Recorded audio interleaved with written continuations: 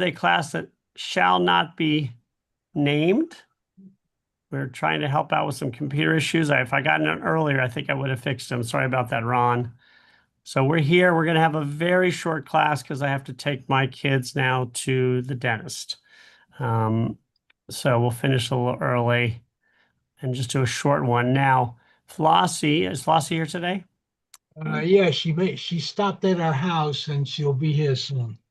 And so Flossie has suggested we start doing things going back to kind of famous Jews. So like doing different themes like Jews in music was one of the ones we were talking about. So that instead of doing the biblical stuff, so I think we're going to start that. We'll do a little bit this week, and we're going to start doing Jews in certain areas, professions. We could do famous Jewish lawyers. We could do famous Jewish engineers. And so if everybody's okay with that, that seems like an extra, so we'll do Jews in fields, but I don't mean like Jews in fields like meadows. I mean like Jews in professional fields. How's that? David wants to do Jews in fields, like where we're running through the grass. But Yes, we're not going to do that because there's not that many famous Jews who run through fields. in different climates, in different Right. desert. Yeah, Jews in different climates, running through different climates. So what we'll do today is we're not going to do Jews um, in music. Flossie's not here. So I thought we'd just do a little bit of Jews in sports as a first area. Most people think that Jews in sports is going to be not a book, but a magazine or a leaflet. Anybody remember that was the movie Airplane? When they're in the plane and they're giving reading material, and he said, "Here's Jews in sports," and it's a leaflet. So um, there are more Jews in sports. So we'll talk a little bit about that today. We've done it before, and then next week we'll do Jews in music when we have a little bit more time. So again, we did this last year, so it's not bad to do it again, or maybe the year before. I think we did it last year. We talked about some of the great Jewish athletes of all time. And we can start some of the great ones, and we can talk about some of those who were not necessarily great, but very influential. As we know, there's athletes in the world who are great, Michael Jordan, and who are influential. Michael Jordan happens to be both. But some athletes are really good, but not the best at their field and are the most important in terms of influence, aka Jackie Robinson, who was a great second baseman, Hall of Famer, but he's not the greatest second baseman of all time. That's Rogers Hornsby. There's some others probably ahead of him too, but he has had more of an impact on the sport than anybody else. My favorite analogy is tennis. I'm a big tennis fan, so the greatest woman tennis player of all time, there's a debate. But what's not a debate is the most influential. Billie Jean King is probably the most influential women's tennis player of all time, but she wasn't the best. In her time period, there was a woman named Margaret Court who was better. And then after that, Chris Evert Lloyd was better and Martina was better. She's one of the best, but she was never the best. Where on the other hand, we look at the Williams sisters, probably second in terms of tennis influence. And Venus Williams was a great player, won 7 Grand Slams, but she's not the greatest. Her sister Serena is maybe the greatest or one of the greatest tennis players of all time. So now, if we're going to look at sports and we want to look at the history of Jews in sports, there's only one place we can start. And it's not with somebody who is as famous as some of the people we're going to talk about. Sports is, in many ways, a 20th century invention. Now, we had sports before, we had the Greek games, obviously, but in terms of popularity and fame, that is really new. So you're not going to have a lot of famous athletes from before the 20th century. Like probably the first truly famous athlete we can mention is Babe Ruth. You know, he helped make baseball the number one, you know, game in America. But if you think before him, maybe some of the, you know, great, you know, boxer maybe would be famous. Gentleman Jim, what's his name? Corbett. But if you're going to go to the early days, the earliest famous Jewish athlete of all time is a guy named Daniel Mendoza. And if you haven't heard of Daniel Mendoza, it's because he lived a long time ago. He died almost 200 years ago. And he is a famous boxer in Britain in the late 18th century and early 19th century, before it was as famous as it is today.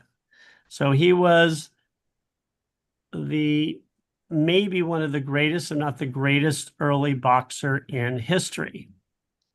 And he lives in England in the 18th century, a full century after Jews were welcomed back. So Jews kicked out in England in 1290. In the middle of the 16th century, Oliver Cromwell welcomes him back. Oliver Cromwell, of course, is assassinated, but Jews are allowed to stay. And so 100 years later, boxing becomes popular. And Mendoza goes into boxing, and in his early 30s or late 20s becomes the champion of the world. And it's incredible that a Jewish person was allowed to do that, because there was still a lot of anti-Semitism. This is Sephardic Jews whose ancestors come from Spain and who were allowed in years later because of Cromwell. He goes to a Jewish school. He grows up as a poor kid. Most boxers come from poor backgrounds for obvious reasons. And again, he becomes a little bit of a ruffian in times, you know. And at 16, he decides he wants to be a boxer, which probably his parents were very thrilled about, because I know every Jewish mom wants their kid to be a professional boxer. For those of you who don't know me well, that is sarcasm. So he starts fighting, and then he starts getting paid for fights. He started with a duel, I think, with somebody who got him upset. So he goes professional at 18. Now we have to remember, in modern boxing, it used to be you went 15 rounds, and then now it goes 12 rounds. And so they probably go 10 rounds now. I don't pay attention anymore. So it's 3 rounds. But in traditional boxing, you fought until somebody's knocked out. Always doing Jewish athletes. Yes, we're doing Jewish athletes today because I have to leave in a little bit. Flossie had suggested musicians, but I'm doing a short one today, so we'll do a little Jewish athletes, and then we'll go to music. So we're talking about one of the first 2 great Jewish athletes, Daniel Mendoza, a British fighter in the 18th and 19th century. So his first professional bout, I think, goes like 40 rounds. Not 10, 40 rounds. And you beat somebody until they're knocked out or until they throw in the white towel. I'm not even sure they had the white towel back then. But as he wins his fight, he continues to become a popular fighter and a tailor. So he's both a fighter and tailor, because you're not going to make enough money to probably make a living. And so he continues to fight, and he actually becomes quite popular, even though he's Jewish, which is ironic. And he's even awarded money by the Prince of Wales for his achievements. So he is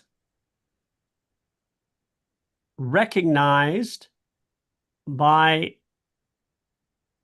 a really important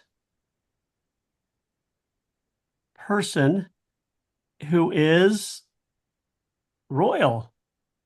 And that is probably not something that happened very often, where somebody who's royal will give money as an award, which was often done, as with painters or others, the royals and wealthy would pay them to do things.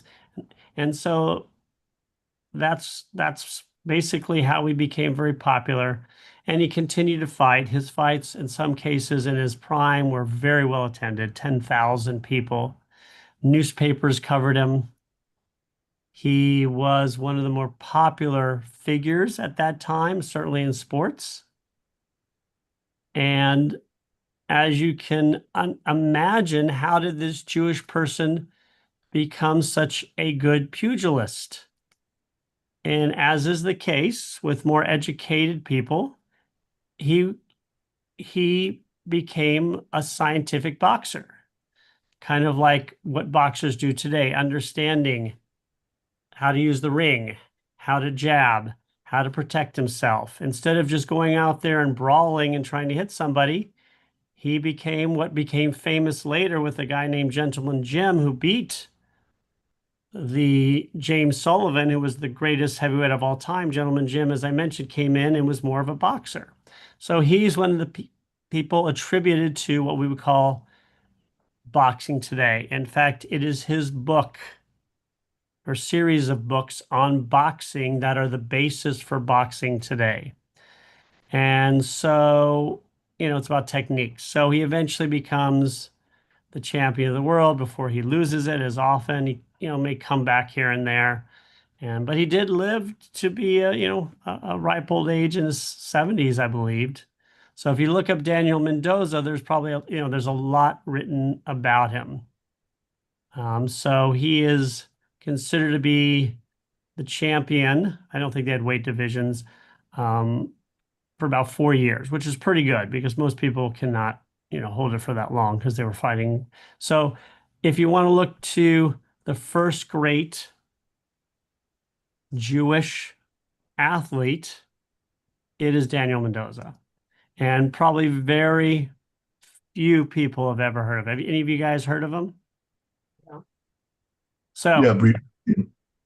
So he would be probably the first. Now, if we're looking at other interesting Jews who did something a little out of the ordinary, and who became famous early on. So we had some early Jewish athletes, mostly in boxing. But if you look at another more interesting or strange occurrence, like a boxer in late 18th, early 19th century England, if you haven't heard of Sidney Franklin, it is a really strange but phenomenal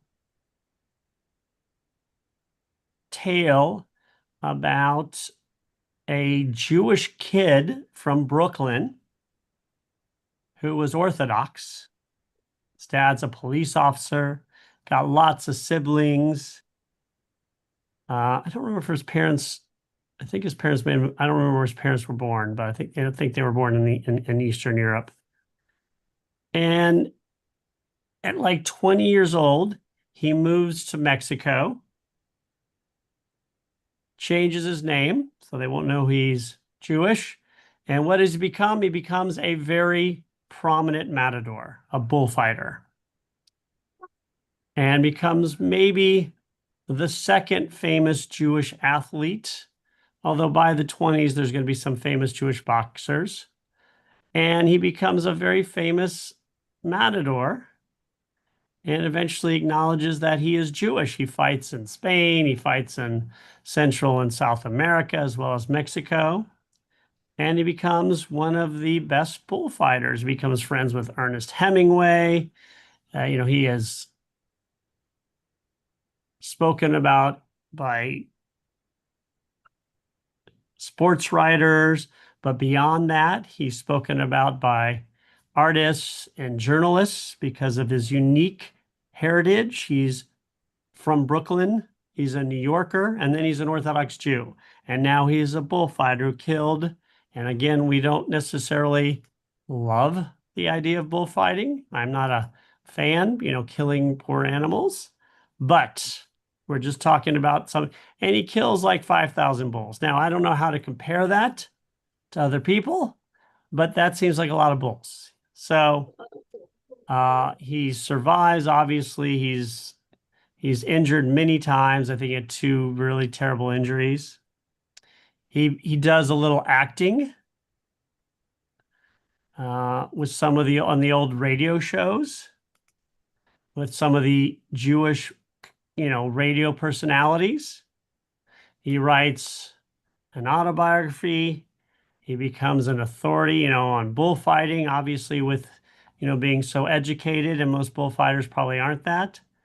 And so again, as with Daniel Mendoza, we have a very famous guy who's a bullfighter, who's hanging out with James Dean in the 50s, who's friends with Ernest Hemingway, who's on radio shows, who's killing 5,000 bulls, who starts off probably hiding his name. Eventually, he's recognized as being Jewish. So it's a really cool story. So if you want to look at another interesting Jewish athlete that very few people have ever heard about, that would be Sidney Franklin. So those are 2 historic Jewish athletes. I think Mendoza may have been a trainer. I know for sure that Sidney Franklin becomes like a trainer, matador trainer. I don't know what. So, but there are books on both these guys. So look up Daniel Mendoza, look up Sidney Franklin, probably go to Wikipedia, go to any of the other places. It's just really interesting to see that they were able to overcome so many things. Sidney Franklin overcame not only being Jewish, but being a New Yorker fighting in Mexico. I doubt he even knew Spanish when he moved down there. I assume he learned Spanish. I better look that up. And then you got Daniel Mendoza, who only 100 years after Jews are allowed to return to Britain, becomes a venerated boxer. Any thoughts or questions? Rabbi, Flossie. what was the time frame of Daniel Mendoza? Daniel Mendoza is late 1700s. So he's champion in the 1790s, probably born in the 1760s or 70s. Let me look that up. And then he dies in the mid 1800s. So he is born, let me go here. I'll look him up. He is born in 1765. But what's amazing is after all of these fights, he lives to be, 60, actually 71. He dies at 71, which is a very old age in the early 1800s. This is before antibiotics or all the things we have. So despite fighting in these 40 round and plus bouts, he lives to a reasonable age. I think that's kind of cool that his nickname was more Mendoza the Jew or the Star of Israel. Even this is way before Zionism even starts. And, this is a guy who is a converso from Converso.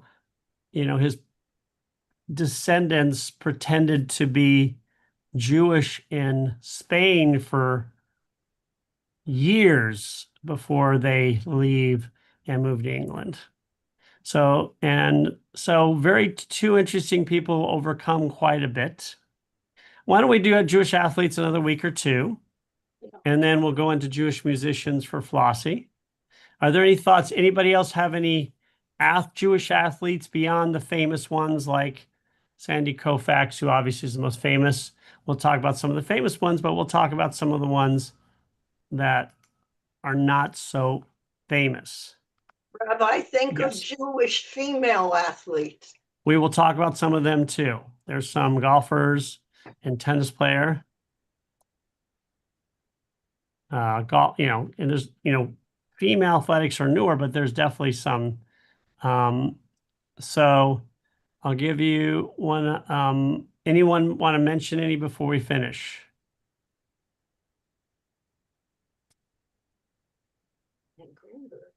All right. So we're going to finish early because I found I've got to take my kids to the dentist for my daughter has to go for possible dental surgery. So we're going to look that up. Any other thoughts? All right. So we will end today, and I'm so sorry because I didn't realize, but one of my favorite Jewish athletes, anybody heard the phrase tinker Evans to chance? Yeah. It was a very famous baseball phrase about a shortstop, second baseman, and first baseman with the Cubs in the early 1900s. Well, the catcher, Johnny Kling, was Jewish, maybe the first successful baseball player. And this is the early 1900s. But I've got to go now. That was my wife. You may have heard. I apologize we're ending so early. We'll go on next week and have a full hour, and we'll do a little bit more Jewish athletes, ones we haven't done before, and then we'll do Jewish musicians. So thank you guys for joining us, Take care. and we'll see everybody next week on the Yeah. Wednesday class that shall not be